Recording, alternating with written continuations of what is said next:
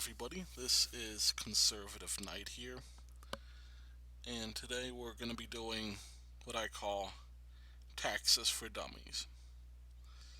I've explained this in a few of my previous videos, so if you'd like to peruse through those, you can hear other outlooks I have on this. But we're going to go at it from a different perspective that I haven't said before, and that is this. Let's say an iPhone gets released. The initial price is set at $500.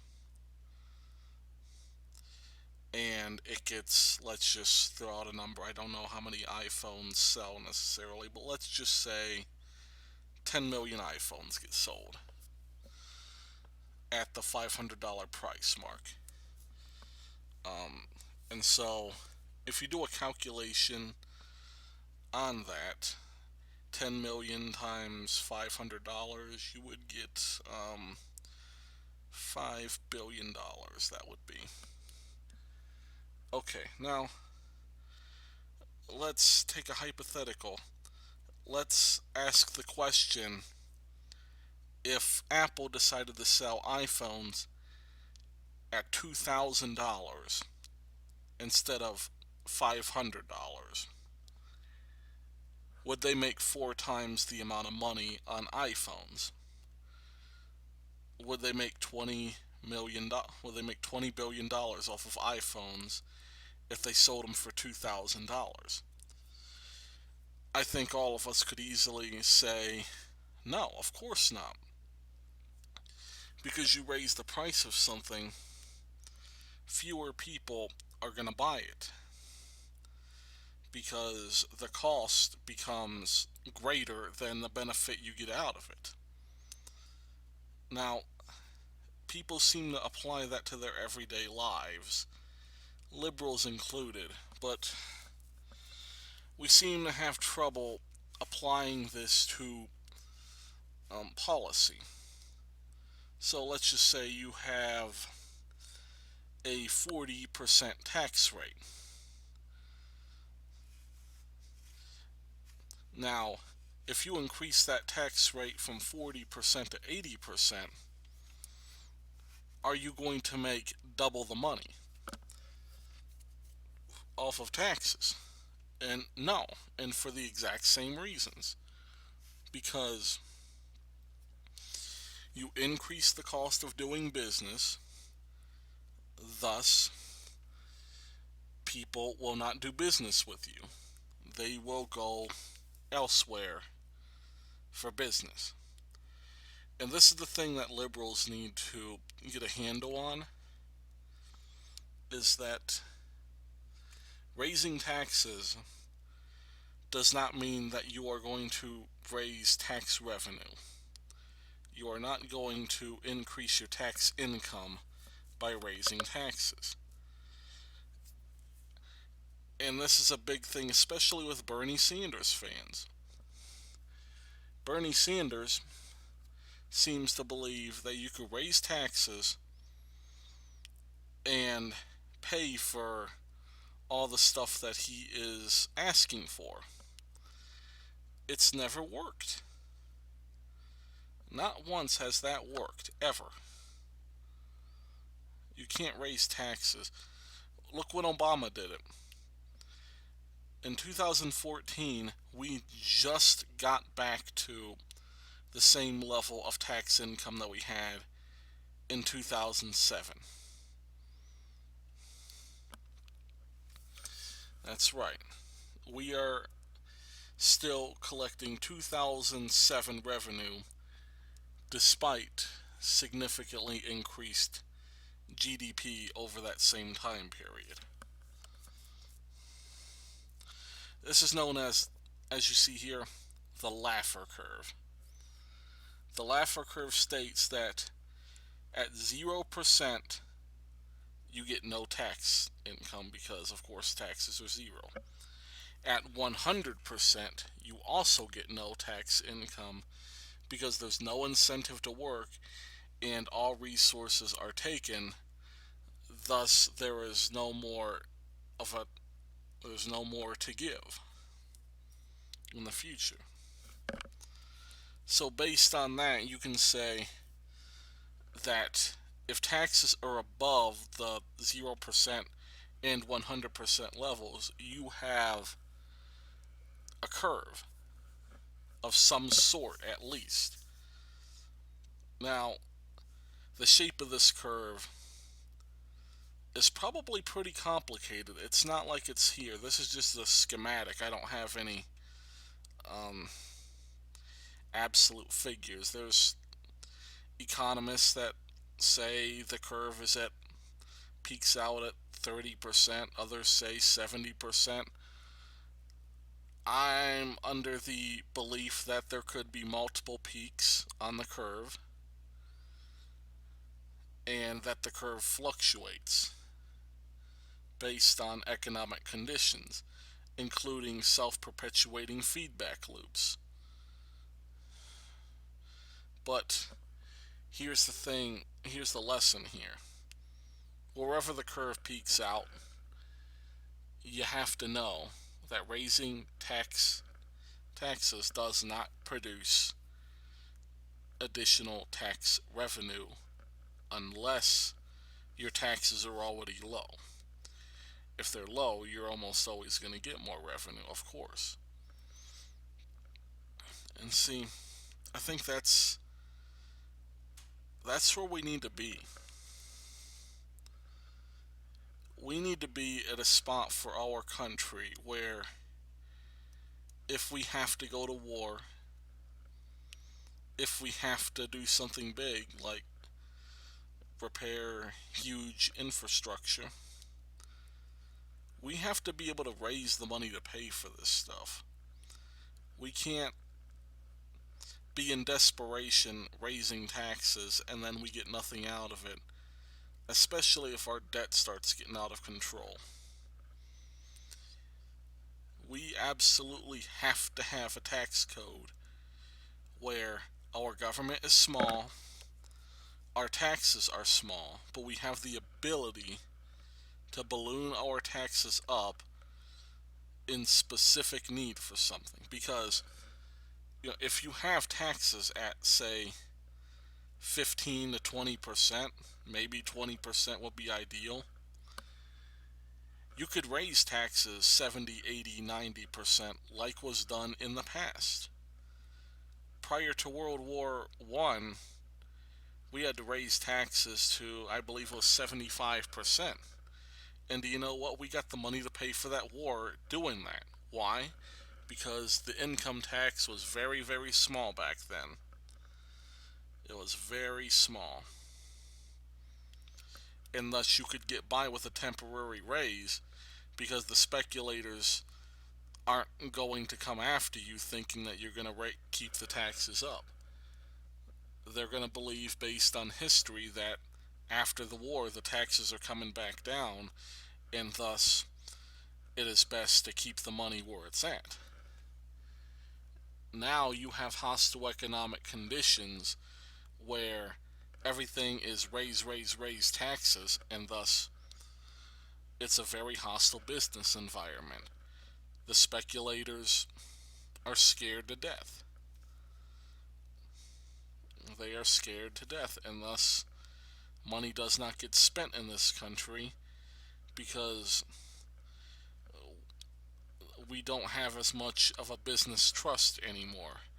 It's going to other countries, particularly China, where their buying power, at a local level at least, has now surpassed that of the United States. So, their power to consume is now above ours. So now you have, we're not only getting beat on the production side, but very, very soon, once the Chinese middle class grows, we're going to be outconsumed as well. And thus, our services industry is going to collapse. And what fills that vacuum, it's just going to depend on how well we do business. We have to get moving. We can't keep kicking this problem down the road and saying we have to raise taxes, we gotta do this, we gotta do that. No. We have to get our economic eggs in order because it is through the economy that we get everything else that is known to be powerful. It is through our economy that we became a superpower. Yes, we had a strong military, lots of nukes, and lots of arms, but we've always had that economic edge, and that's what's allowed us to maintain this level of strength. There's not an economy in the history of the world that has ever succeeded while discouraging business. Every single successful economy in the world, Venice, England during the British Empire, Great Britain, Spain, Portugal, all these European nations that were built on trade, they didn't become powerful by discouraging trade. Ever since China's encouraged trade, their situation's dramatically improved. South Korea dramatically encourages trade and seeks to have a very favorable balance of it. Thus, their economy is doing very, very well. Same thing with Japan. Same thing with India. Same thing with Singapore. Hong Kong, you name it. All these places, they encourage trade, they encourage business, they provide a friendly business environment. This is what successful economic nations are built upon. They are built upon the desire to do business. And in order to do business, you have to encourage wealth. And yes, that means wealthy people. No country in the history of this world has ever, and I mean ever, gotten to be economically successful by some lost cause labor movement where the laborers are pledged to get whatever they want. And then when nations fail in their obligations to provide that, the labor movements of what they want, they have to protect themselves against revolution. And that's where you get authoritarian governments because of this protection. We don't have a strongly authoritarian government yet because there's no pressure on it. Because we only expect a moderate amount from our government. And they're able to barely, but still ineffectively provide what the people are asking for from them. But when you start asking for free healthcare, free education, free housing, free this, free that, free everything, the government will start failing in providing for these promises because the business that is discouraged by what they have to take away from the business aspect makes the task impossible. Because through bureaucracy, you get inefficiency. That is always the case. Every empire in history, you could look at it one by one. Every empire that has subjugated the people through strong government takeover, controlling the means of production, it has never worked. And it's like I said, all you have to do is go to any successful maritime empire or super successful center of trade. These huge cities that were massive centers of trade during the medieval times and even the ancient times. You look at the Minoans, a very strong maritime empire, the Carthaginians.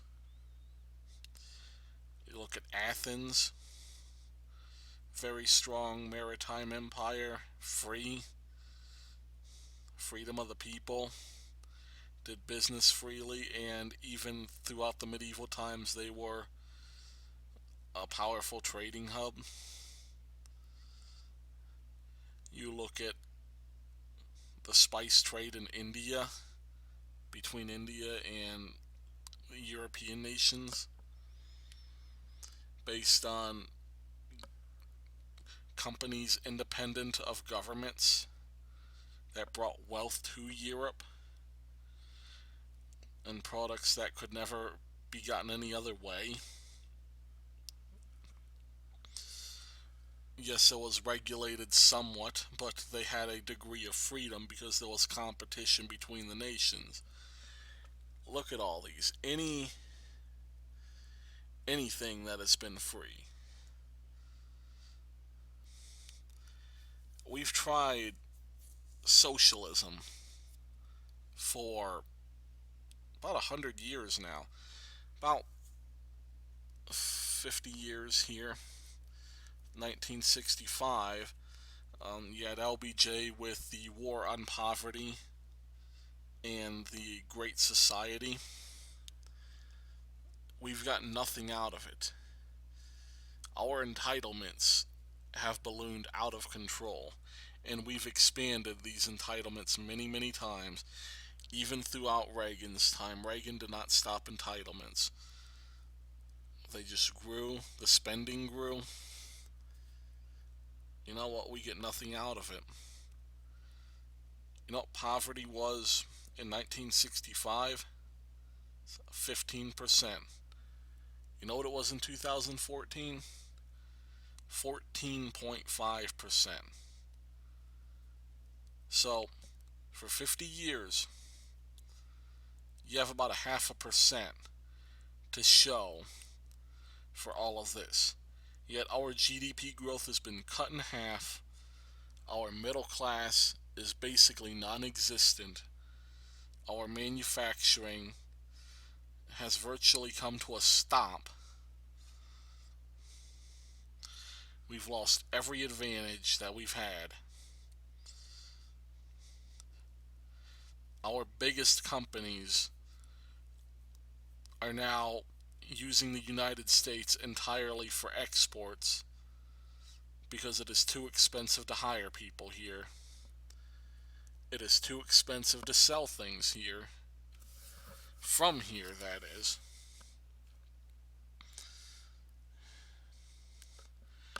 This system is not working, folks. We're doing the experiment now. This isn't a case of we haven't tried it yet. The Bernie Sanders plan, we've been doing it for 50 years. 50 years. It's not worked. Bernie Sanders does not have the answers that you think he has. He's got all of the right complaints. He's complaining about all of the right things, don't get me wrong. Any idiot can see the problems of this country: income inequality, racial disparity, racial tension. You have the middle class that's eroded. You have corporations running things in our government. Yeah, we all see these things. Democrats, Republicans, Conservatives, liberal, we all see it. It's not like there's one group focusing on this stuff.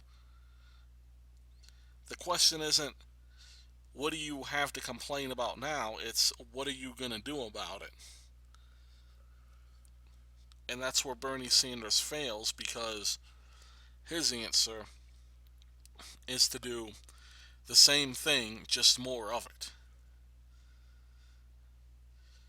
You know, if you do more of a bad thing, it doesn't suddenly make it a good thing. All it does is just make it worse.